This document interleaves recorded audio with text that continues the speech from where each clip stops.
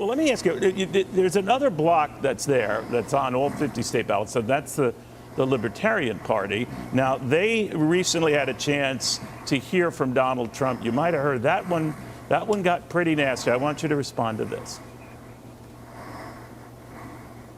If you want to win, if you want to lose, don't do that. Keep getting your 3% every 4 years. Now I think you should nominate me or at least vote for me, and we should win together.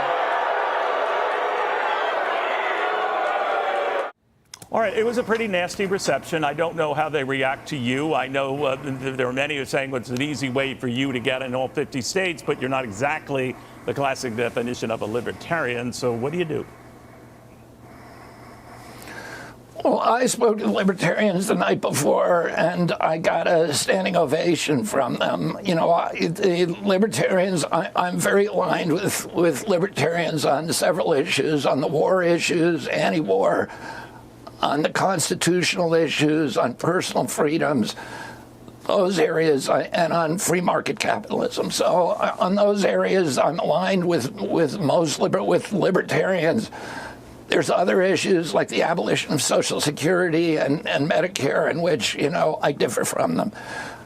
Apparently it was the Social Security thing that knocked you off their list. But Donald Trump does have a point to say, unless they, you know, put their arms around somebody, they are going to get 2 or 3% every 4 years. So what good is that? What do you think of that? Well, you know, that's up to the libertarians. I mean, you know, I'm polling now pretty consistently in the real polls where they ask the polling question the way it's going to end up on the ballot. I'm polling at 15% or above.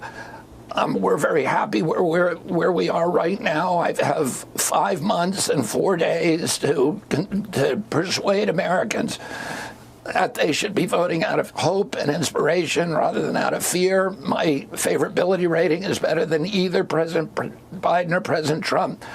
I'm beating them consistently in young people in this country, and I'm beating them among independent voters who are today the biggest voting cohort today. Neil, for the first time in history, independent, self-identified independents outnumber both Democrats and Republicans. 43% identify as independents, only 27% Democrats, 27% Republicans. So in that cohort, I dominate.